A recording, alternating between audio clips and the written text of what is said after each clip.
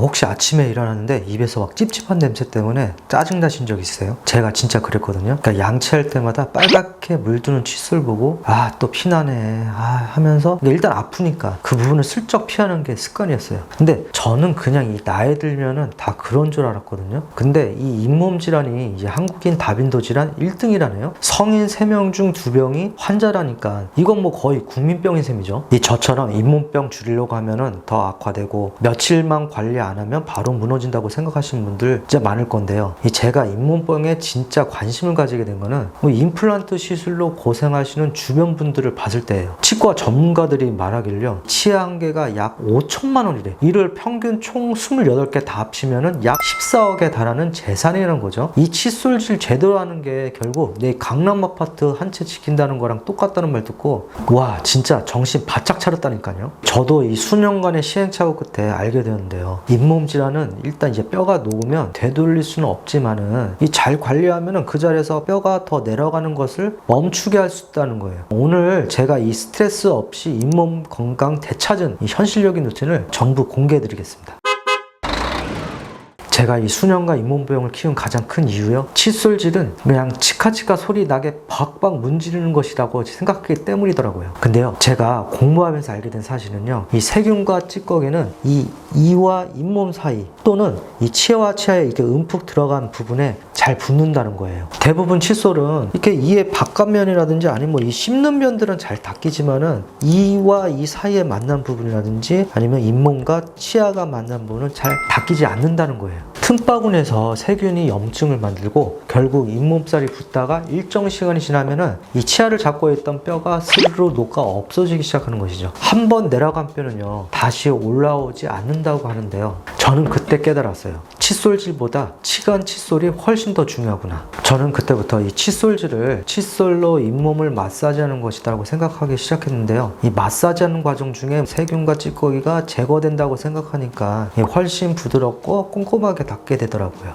그렇다 보니까 이 칫솔질을 하는 과정에서 음식물 찌꺼기가 여기 이와 이 사이 빈틈에 모아질 수 있거든요. 그래서 칫솔질은 이 잇몸에서부터 치아 방향으로 이렇게 하라는 거예요. 근데요, 최근 논문에 의하면요, 이렇게 위아래로 칫솔질 하는 것보다 그냥 좌우로 칫솔질 하는 것이 치아 위생에 효과적인 결과가 있었어요. 와, 충격적이죠. 그래서 저는요, 그냥 이 두 방법을 다 사용합니다. 제가 생각해 볼 때 위아래로 닦는 방법이 어쩌면 이렇게 치아를 모두 이렇게 닦아야 되는데 중간중간 놓쳐서 그렇지 않나 생각을 하거든요. 그리고 위아래를 닦을 때는요, 반드시 이 잇몸과 같이 닦아야 돼요. 보통 치아만 닦는데요, 그렇게 되면은 치아와 잇몸이 만나는 이 경계가 잘 닦이지 않다 보니 나중에 여기 부분에서 치석이 잘 생기더라고요. 그리고 잇몸부터 닦아야 잇몸 마사지가 되고요. 제가 지금부터 칫솔질하는 방법을 알려드릴게요. 이 칫솔질을 저는 처음에 좌우로 닦습니다. 이때 좌우로 닦을 때는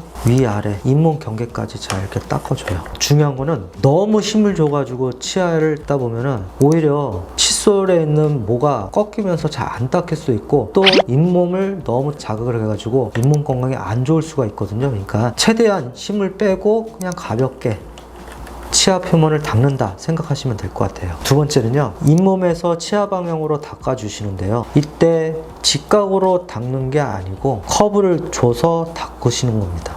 이렇게 닦으면요, 치아와 잇몸 경계에 있는 이 치석에 잘 달라붙는 부분까지도 닦이게 돼 있어요. 그리고 또 하나 장점은 잇몸도 같이 마사지하면서 닦이니까 반드시 잇몸부터 치아 방향으로 전체적으로 닦아주시면 좋습니다. 여러분들이 칫솔질을 하다 보면 이 순서 없이 닦는 경우가 있거든요. 그렇게 되면은 나중에 이 부분을 내가 닦았나 안 닦았나 기억이 안 날 경우가 있어요. 그래서 이 칫솔질 할 때는 어떤 순서를 정해서 그 루틴적으로 닦는 것이 더 효과적입니다. 그 다음에 안쪽 면을 닦을 때에도 마찬가지로 칫솔을 잇몸부터 해서 밖으로 훑어내듯이 닦아주시면 꼼꼼히 잘 닦입니다. 그 다음에는 치아 표면 같은 경우는 그냥 평상시에 저희가 막 치카치카 하듯이 잘 닦아주시면 돼요. 이런 그 앞니 부분은 잘 안 닦이거든요. 이럴 때는 칫솔을 세워서 이렇게 밖으로 훑듯이 닦이면 잘 닦입니다. 그리고 저는 이 칫솔을 이렇게 머리가 작은 것을 사용하는데요. 크면은 어금니 이 안쪽이라든지 치아 커브가 있는 것은 잘 안 닦이더라고요.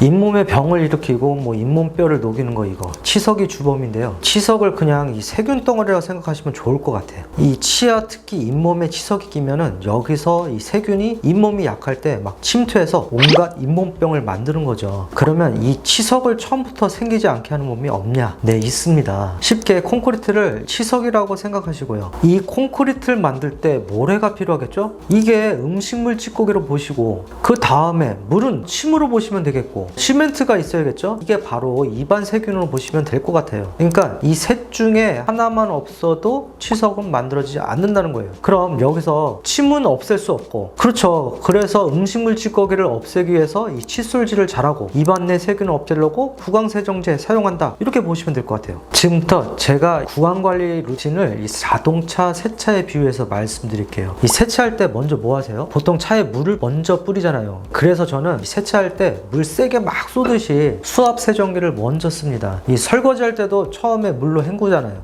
이걸로 쌓아보면 와, 음식물 찌꺼기가 본인도 깜짝 놀랄 만큼 많이 나와요. 이게 찌꺼기 제거에는 가장 효율적이라고 저는 느꼈습니다. 그 다음에 스펀지로 세제를 발라서 차를 막 세척하듯이 칫솔로 치아와 잇몸을 마사지 하듯이 닦아주는 건데요. 그 다음 치간 칫솔은요, 이 칫솔이 닿지 않는 이 바퀴 휠 부분을 이제 솔로 막 깨끗하게 닦는다고 생각하시면 될 것 같아요. 저는 이거 매일 사용하면서 진짜 잇몸 건강이 많이 좋아졌거든요. 이 치간 칫솔은 이쑤시개가 아니에요. 이 치아 사이에 있는 공간을 찾아 들어가는 것이 핵심인데요. 너무 이제 헐거운 게 들어가다 보면은 이 앞에 있는 철사가 이 치아를 긁힐 수가 있어요. 그래서 이 양쪽 치아면에 온전히 이 닿는 사이즈를 찾는 게 중요한데요. 저는 치과에서 제 치아 위치별 사이즈를 점검받고 사용합니다. 사용할 때는 억지로 누르지 말고요. 잇몸을 향해서 살짝만 올려주시고 그 다음에 살살 돌려서 길을 찾으시면 됩니다. 치실은 좁은 틈에 보조적으로 사용하거나 아니면 음식물 찌꺼기를 빼는 뭐 이쑤시개 정도로 사용하시면 될 것 같아요. 이 치아면이 오돌도돌하게 생겨서 치간 칫솔만큼 이 세균막 조절에 효과적이라고는 전 느끼지 못했어요. 치간 칫솔을 썼는데 피가 난다면 그 부위에 염증이 있다는 명백한 증거겠죠. 이 피가 난다고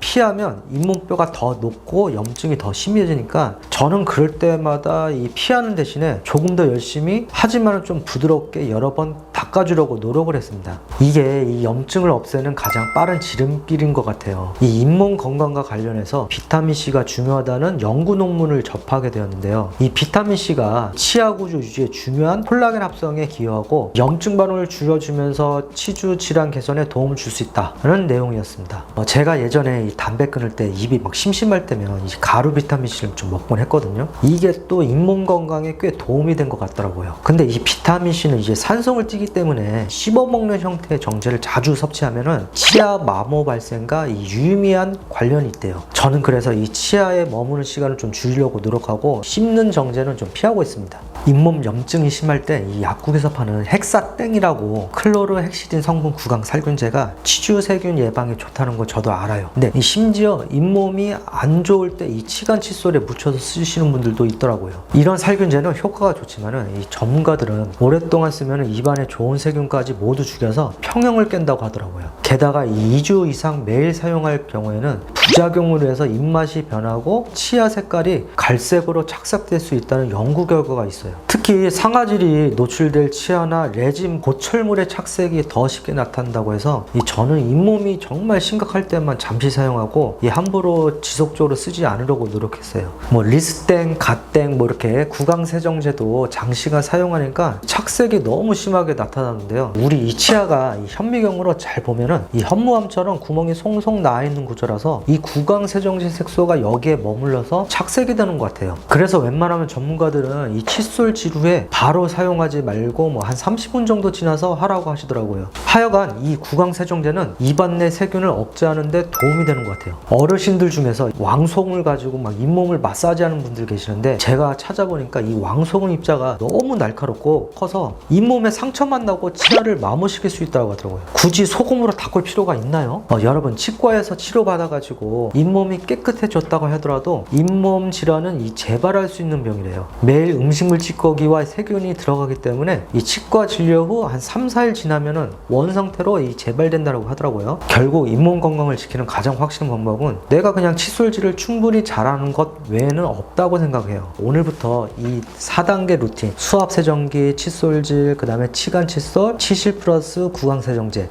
이것을 습관해서 70세, 80세까지 튼튼한 잇몸뼈를 유지해보는 건 어떨까요? 치과에 평생 가기 싫다면 오늘부터 이 습관을 여러분의 것으로 만들어 보세요.